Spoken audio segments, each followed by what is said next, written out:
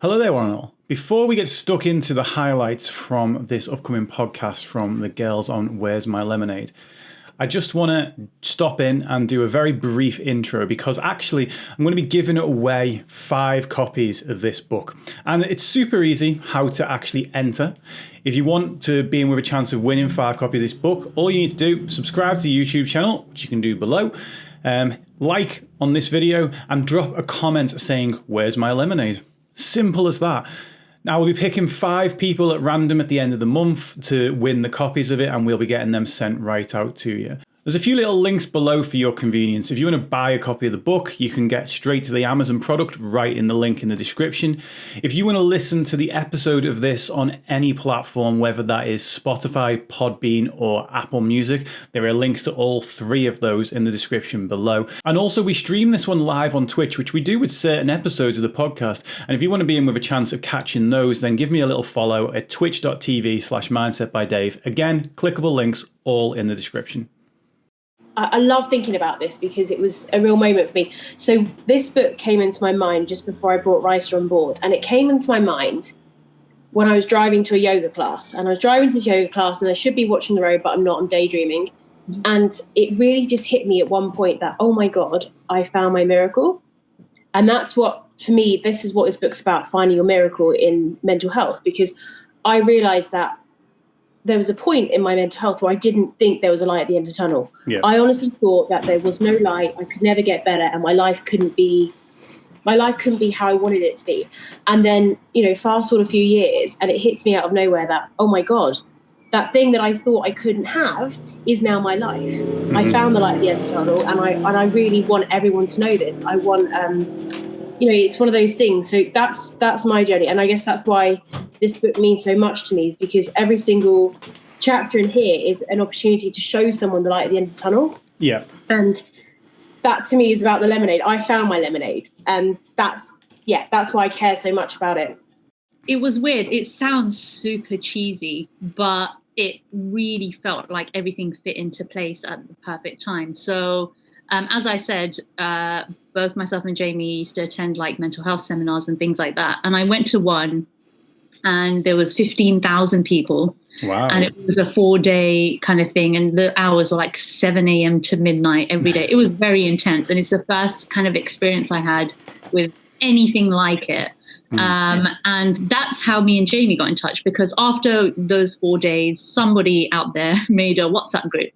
And there was about 200 people in this WhatsApp group. And I found a lot of the people, some of them I knew because I went to the seminar with them.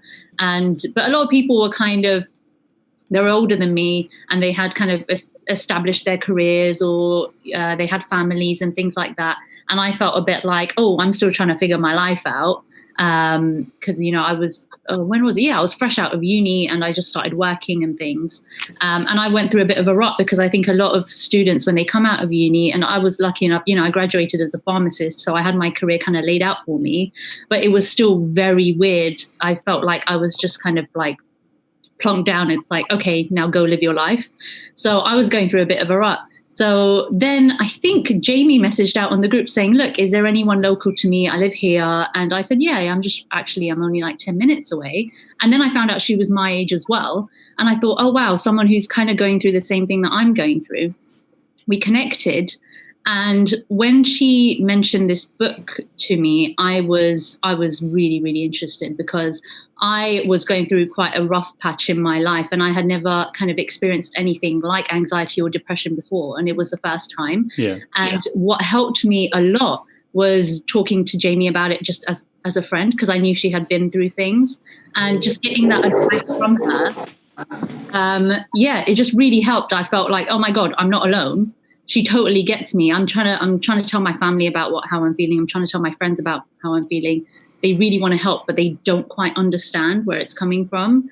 But here's a friend that she'll explain to me what I'm trying to say before it even comes out of my mouth. And I thought, oh, finally. And it just lifts that weight off your shoulders. So when she mentioned this book, I was like, that's basically what the book is. People are going to read it and think, oh my God, like there's 17 people in here and all of them know exactly how I feel in their different ways. And I thought I valued that so much So I felt like we had to get something like that out there because it helped me so much. Hopefully it'll help other people as well. It's kind of a weird double-edged sword, I think, because it's like, wow, when you find out just how many people in this world suffer with their mental health, first of all, you feel like I'm not alone at all here. And then secondly, it's like, holy crap, there's this many people I think that suffer with their mental health.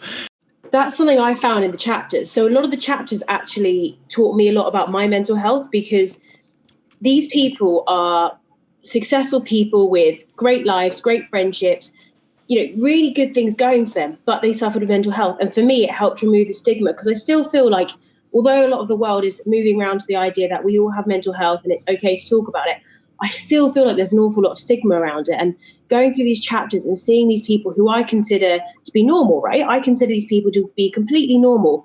There's nothing wrong with them. There's nothing strange about them. But they're going through these issues and they've come out the other side. And it just makes it so much more acceptable for me.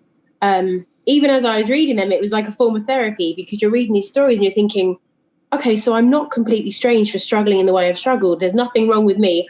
I'm not broken. I'm just a human being. And this is part of it, And that's the thing. I often find that people think that, people who, as you said, those people that have got their lives all seemingly in order, to the outside, everyone thinks, oh, this person's got everything. In a weird way, that person's almost more at risk, because, depression doesn't discriminate. It's like, and if someone who, is in a sort of worse position, they can almost point to the position for the reason that they're depressed. And they can almost, then they don't get stuck in the old idea of, well, it's me, I'm broken, what's wrong with me, those type of things. And as a result, they can go, well, if I can get an extra 10 grand a year and we can take the kids on holiday and then I'll be okay. But the person who's kind of got everything together and still has depression is kind of in this position where they're like, I don't even feel valid. I don't feel like I can feel like this. How can I feel like this? And then people say those type of things to that person as well. They say, well, what have you got to be worried about? You've got to have a roof over your head. You've got 2 kids. You've got a car in the drive. And it's like, and one of the big expressions when, COVID hit was everyone saying we're all in the same boat, and using it as a way.